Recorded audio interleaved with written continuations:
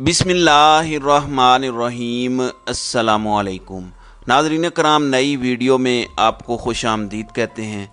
पहली मर्तबा और फाइनल कॉल के तौर पर आज फवाद चौधरी ने अपनी पार्टी का नैरेटिव आज आर्मी चीफ के सामने बड़ा क्लियरली रखा है। उन्होंने कहा है कि आर्मी चीफ ने जो आइन और आवाम के नुमाइंदों की मुख्तदर शख्सियत के बारे में बयान दिया, ये जो इनके ख्यालात हैं बड़े ठीक हैं। उन्होंने कहा कि इन्होंने अपनी पहली तकरीर में भी बड़ी अच्छी गुफ्तगू की थी, इत्तेफाक राय की ज़रूरत पर जोर दिया था। लेकिन फिर वो आगे कहते हैं आर्मी चीफ को मुखातिब करते हुए कि ज़रूरत अब इस बात की है कि अवाम को मुक़्तदर आला मानकर आइन के तहत आप इलेक्शन की हिमायत का ऐलान करें और अवामी फ़ैसलों का एहतराम करें। यानी इन्होंने clearly army chief general Asim Munir को कहा है कि आप अवामी फ़ैसलों का एहतराम करें, ये जो काम सारा चल रहा है हम इसको एक्सेप्ट नहीं करेंगे। इसके बाद जो आगे फवाद चौधरी ने कहा है वो बड़ा ख़तरनाक है और ये डायरेक्टली उन्होंने इस कॉन्टेक्स्ट में बात की है।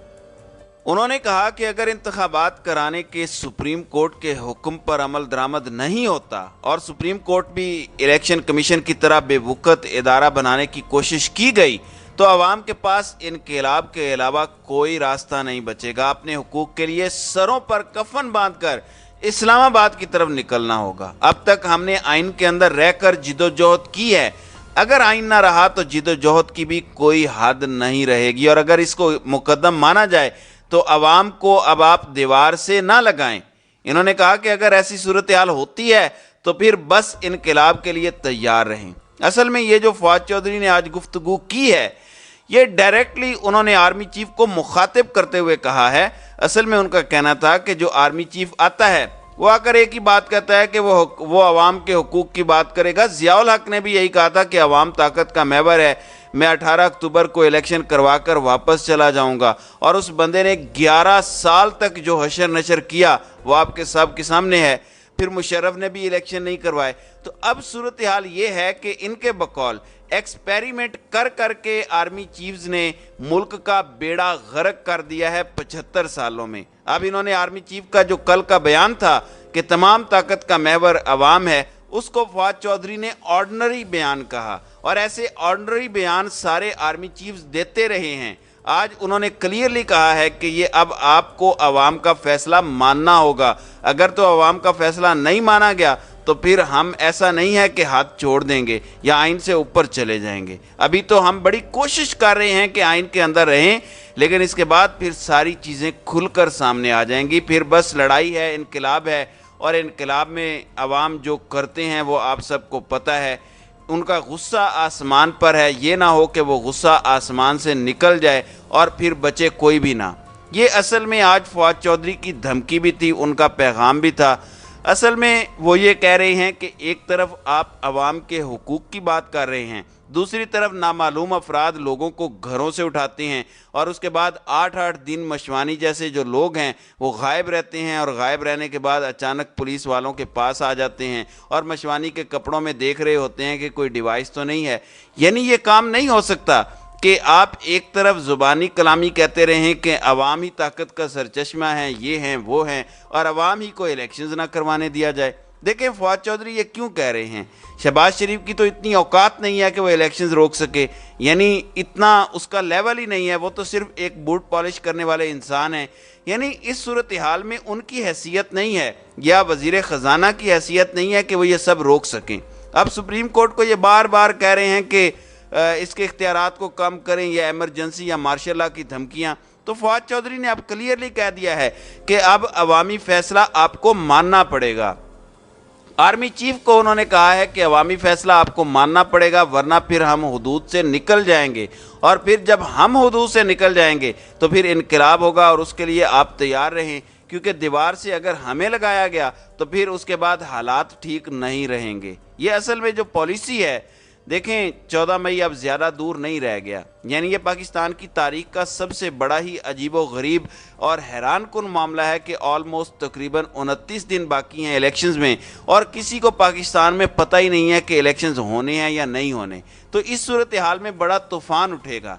देखें शेख मुजीबुर रहमान वाला मामला बड़ा डिफरेंट हो गया था, उसको तो आपने दीवार से लगाया था और उसके बाद याया खान और उस वक़्त की इस्टेब्लिशमेंट और भुट्टो ने बल्कि इस्टेब्लिशमेंट ने उस वक्त भुट्टो को इस्तेमाल किया और मुल्क भी टूट गया और उसके बाद भुट्टो को ही लटका दिया। यानी याह्या खान को किसी ने पूछा तक नहीं था कि तुमने खाना ख़राब किया या अयूब खान ने बेड़ा गर्क किया है, तुम लोगों ने खाना ख़राब मुल्क का करके रख दिया और मुल्क टूट गया, किसी ने पूछा तक नहीं। उसके बाद हमूदुर रहमान कमीशन में भी जो था वो छुपा लिया गया।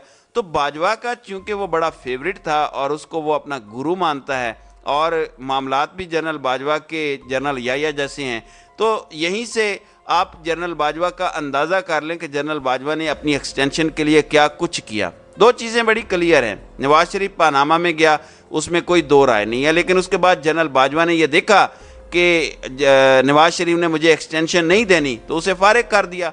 इमरान खान से एक्सटेंशन ली और इमरान खान ने यह सारा काम किया और उसकी वजह से कौम ने भुगता भी। अब जब दोबारा एक्सटेंशन का मामला आया तो इमरान खान को भी फारिग कर दिया। यानी ये एक्सटेंशनों का मामला चलता रहा है, एक्सटेंशन मिल रही है तो सब ठीक है, नहीं तो फिर ये होगा।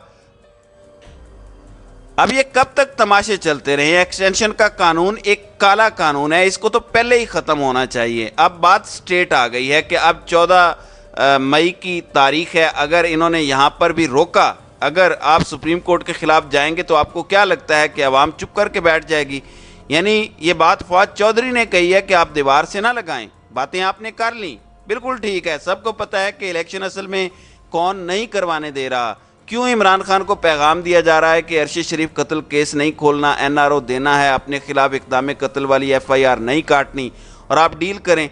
क्यों सुहेल वड़ैच आकर कहते हैं कि इमरान खान को इस्टेब्लिशमेंट को यकीन दिलाना पड़ेगा कि वो आकर किसी का एहतसाब नहीं करेंगे, वो आकर बदले नहीं लेंगे, वो आकर चोरों के ख़िलाफ़ जो है वो करप्शन के केसेस नहीं खोलेंगे, वो आकर कोई ऐसी हरकत नहीं करेंगे जिससे एहतसाब का अमल शुरू हो? क्योंकि इमरान खान की मकबूलियत तो है लेकिन कबूलियत नहीं है। अब एक बात आप ज़हन में रखिएगा, कबूलियत कभी अगर इस्टेब्लिशमेंट करती थी तो वो अब ख़त्म हो गई है। अब कबूलियत का डंडा इमरान खान के पास है। यानी अच्छे से समझ लें, अब गद्दार वो होगा जिसको इमरान खान डिक्लेयर करेगा और अब मुहिबे वतन भी वही होगा जिसको इमरान खान डिक्लेयर करेगा। अब वो दिन गए, वो किसी के हाथ जो जादू की छड़ी हुआ करती थी कि फ़लाँ को गद्दार डिक्लेयर करते थे तो वो गद्दार कहलाता था। आप अंदाज़ा करें, हुसैन हक्कानी, अजीबो गरीब बात है, इसको पहले राहील शरीफ और कियानी के दौर के अंदर, यानी कियानी इस्टेब्लिशमेंट ने पहले उसको गद्दार डिक्लेयर किया क्योंकि उसने अमेरिका को कहा था कि कियानी और पाशा इन सब को फारिग करना है। कियानी इस्टेब्लिशमेंट और पाशा इस्टेब्लिशमेंट ने मीडिया के सहाफ़ियों को कहा कि ये गद्दार है, गद्दार है। अब देखें उसके ख़िलाफ़ ये सारे अहकामात हुए, उसको आज तक गद्दार डिक्लेयर किया गया और जनरल बाजवा ने उससे जाकर मुलाकात कर ली और उससे कहा कि अमेरिका से डील करवाओ कि इमरान खान को फारिग करवाना है। यानी अब इसको मीडिया पर 4-5 दिन पहले लॉन्च किया गया है और वो सारे मीडिया पर इंटरव्यूज़ देता फिर रहा है। इन्होंने कौम को असल में पागल बनाया हुआ है। ये समझते हैं कि जब चाहेंगे हम गद्दार डिक्लेयर करेंगे, जब हम चाहेंगे किसी को मुहिब वतन कह देंगे। इनको नहीं पता कि लोगों को पता है कि ये क्या कर सकते हैं और क्या नहीं।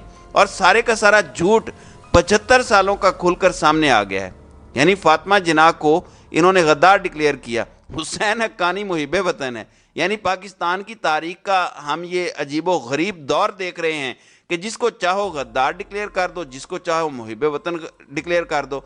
यानी आप अंदाज़ा करें, नामालूम FIRs कटवाई जाती हैं। वो जी मैं हज्जाम की दुकान पर बैठा था और मैंने फ़लाँ क्लिप देख लिया। यानी पूरी तरह से सोशल मीडिया पर कंपेन्स भी चलवानी है। अब वही नून लीग है जिसकी हिमायत में ये कंपेन कर रहे हैं। आप अंदाज़ा कीजिए, इनके खिलाफ 2 साल पहले ये सोशल मीडिया पर ट्रेंड्स और कंपेनें चलवाते थे और अब उनके साथ मिलकर इमरान खान के खिलाफ यही कर रहे हैं। ये पाकिस्तान की तारीख का बड़ा दर्दनाक अलमिया है और पता सबको है कि बैठकर ये कौन कर रहा है। इसलिए फवाद चौधरी ने जो आज धमकी दी है वो असल में उन्होंने आर्मी चीफ को मुखातिब करते हुए कहा है कि आप अवामी फैसले यानी इलेक्शन के लिए अपने आप को तैयार रखें और इनकी राय का एहतराम करें, वरना इनकलाब अब ज़्यादा दूर नहीं है। तो नाज़रीन इकराम, आपकी इस वीडियो के हवाले से क्या राय है? आप अपनी राय का इजहार कमेंट सेक्शन में ज़रूर कीजिएगा।